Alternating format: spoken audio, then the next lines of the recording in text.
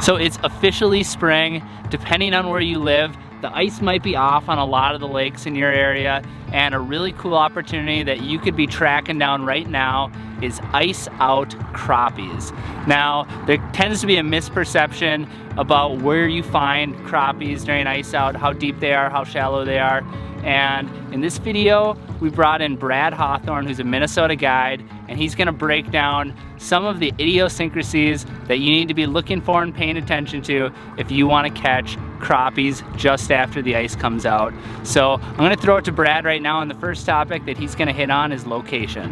Hey guys, Brad Hawthorne, Northland Fish and Tackle, where I'm here to give you like the rundown on ice out crappies. And they don't move far from where you find them in the winter. Sometimes what they'll do is they usually follow transition. So I'm out here in the basin right now looking for schools of crappie, and it's just a 1, 2, 3 punch. Basically you find them on side imaging, mark them, and then I turn around and I spot lock on top of them, drop 360, and then I can remain on that school to make those micro moves to get on them. The fish don't move. Everyone thinks that when ice out happens that the fish instantly run to the bulrushes and run into spawning, and that could be further from the truth.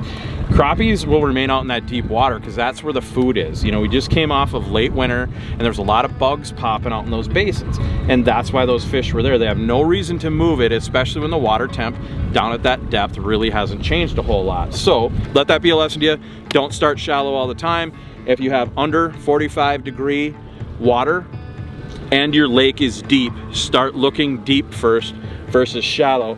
But I'm gonna have Nick grab a shot of this because there's literally crappies from one end of my screen to the other, and it's just absolutely crazy. I got 2 big schools here, I got a school here, I got literally the whole side imaging and look at the one coming on the right, dude. Oh my gosh, it's just a non-stop school of crappies. So I think without further ado, we better get that mimic minnow down there and see if we can't catch a few of these guys. So stay tuned. I'm gonna flip around and spot lock on these guys and start catching them. Now, speaking of catching them, we were able to put a few of those big slab crappies in the boat. That's another one on the mimic minnow with the minnow on the back of it. Oh man, this is a giant. This is a giant. I shouldn't even do this, but I'm gonna. Oh my! So that is what you call a tank crappie on this little lure right here called the mimic minnow that comes with a couple of tails, the smallest size, and you think, oh, for $1 or whatever that these things cost, they put donkey crappies in the box. So we've talked a little bit about location already. Now let's hit on Brad's top 3 presentations for getting these fish to bite. Well, let me dive into, you know, kind of what my setup is for ice out crappies. You know, that stage before they start that initial run up into the reeds or the bull, wherever they're gonna spawn. So how I target deep water crappies, and I consider deep water crappies anything over 20 feet. And typically this time of year, we're targeting crappies in anywhere from 25 to almost 50 feet. And usually those fish are somewhere, you know, suspended in that area, 15 to 25 feet down. So I'm gonna start with my jigging setup.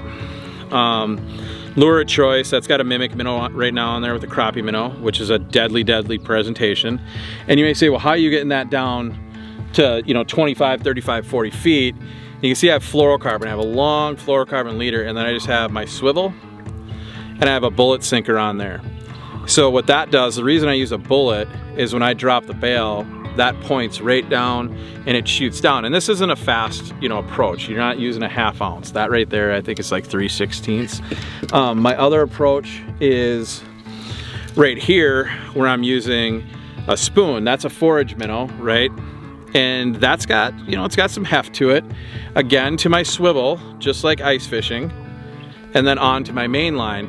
And this setup I'll use, you know, when fish are preferring that vertical setup. And you'll see that a lot of times, just like, you know, the rule of thumb when you're ice fishing and you just can't get those fish to go is to go vertical, go with the vertical presentation. So I'll always keep a couple of different rods set up. Now, if worse comes to worse and you literally have to camp on these fish, because you got to remember, after ice out, the water's still really, really cold. And a lot of times at the depth you're finding these fish at, that water temperature down there hasn't changed from when there was ice on the lake. You know, if you've ever put a camera probe down like an AquaView or something, and you've seen, you know, 35 feet down, the water's 38 to 42 degrees. Well, that's what it is like on a day like today. You may have a surface temp of 45, but it's still cooler, and that's why those fish are starting to come up and suspend to get into that warmer water. My third setup is my bobber setup. Now there's a gypsy jig right there that I've trimmed the tinsel back on, and I usually tip that with Euro larva or a minnow, and that follows suit with all the rest of my stuff. I have my bullet sinker on there and my swivel. And that can be another deep water setup. So if I'm targeting, if you have to use bobbers in deeper water, I'm gonna pinch on probably a 1/4 ounce split shot or rubber core sinker onto that, and that's how I'm gonna go. But those are my 3 main setups for deep water fish. Okay, now as the fish move shallower, I'll take these setups and I'll put like the water bobbers that you fill, clear ones like that. So when you're fishing real shallow, you're not getting that bright bobber. That's not, grabbing their attention. So let that be a lesson to you. When you go out, and I know Nick's gonna throw in all this cool side imaging stuff we had of these deep water crappies, keep that in mind when you go out to your lakes. If you get out there and the water temp is 38 to 45 degrees, I always start looking deep first rather than shallow. So let those tips, I hope those tips help you guys catch more springtime crappie and bluegill. Now, a big question we hear all the time for these early spring crappies is, should you be using minnows? Should you be using worms? What about plastics? It's really actually a big debate, and here's Brad's thought on that exact question.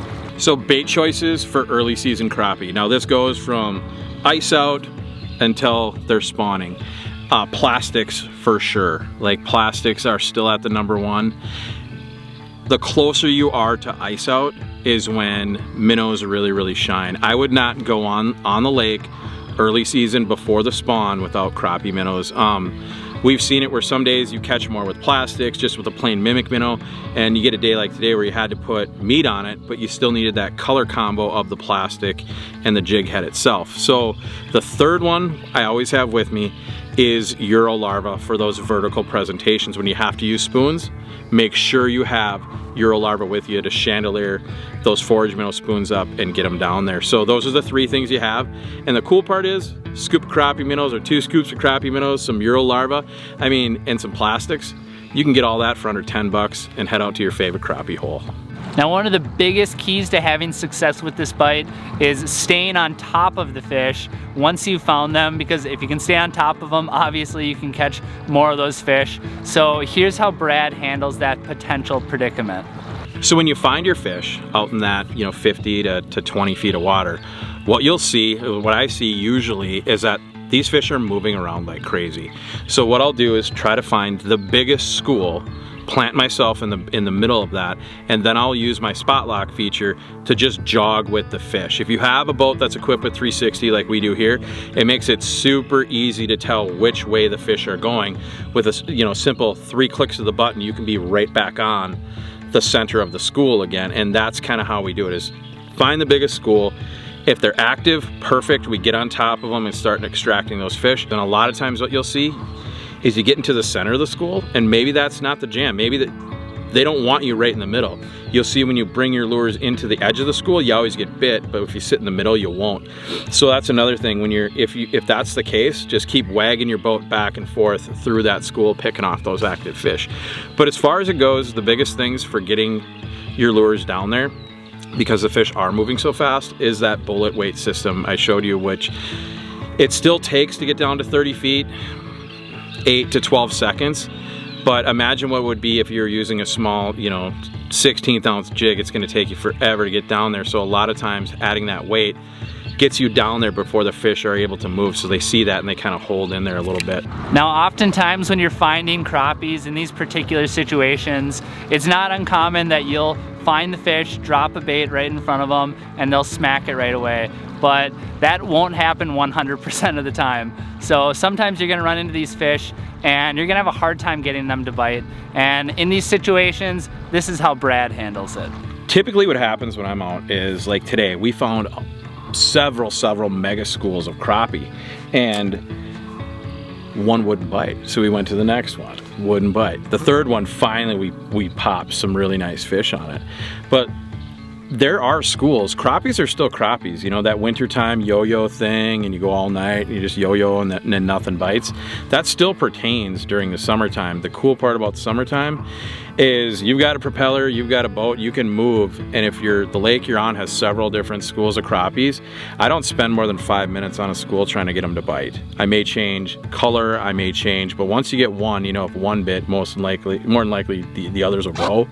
So I just bounce school to school to school, and if you find yourself on a school of 50 to 60 fish like we did today, and you only get 2 or 3 to go, and then you sit there for another 10 minutes and you're right on them and nothing's happening. You can try lure color, you can try different bait present, and nothing's working. Pack up and move to the next school and revert back to that original presentation that caught fish, and kind of stick with that through your active schools of fish. I mean, I bet for a couple hour period today, we went over probably 5 to 6 schools, and those schools were no smaller than 30 fish per school. Some of the one was actually close to a couple hundred fish. So let that be a lesson to you. Not all the fish are going to be active at the same time, so you kind of want to play your numbers. If your big school, let's say the small schools are all biting that day, they're little feeder schools. The big schools are kind of just, you know, safety in numbers type thing, and they're really not nipping. That's just because it's a build up towards the season. I mean, these fish are, what they're doing is they're feeding, they're getting ready for the spawn. The temps aren't quite ready yet up in shallow, so they're gonna adopt some of those winter time, late season crappie, you know, attitudes that they have towards lures. So the cool part again is you don't have to drill holes to try to find these fish. I mean, today would have been an exhausting day of drilling holes to try to catch crappies. We would have had probably several hundred holes on to get the fish we did. The beautiful part about the boat is, and side imaging, is you can see the school, drop a waypoint, spin back, spot lock on them, and it's that quick. So that's everything we got for you today. Hopefully you're able to pick up a few nuggets that'll help you get on some crappies in this early spring period. You know, when a lot of people think of spring crappies, they're thinking of that spawn bite up in the shallows, but before that happens, you can still go out and catch these fish. So like I said before, hopefully you're able to learn a few things, and if you did, hit that little red subscribe button down below, because we have a bunch more awesome videos to come here on the Northland Tackle channel. So stay tuned, and we will see you next time.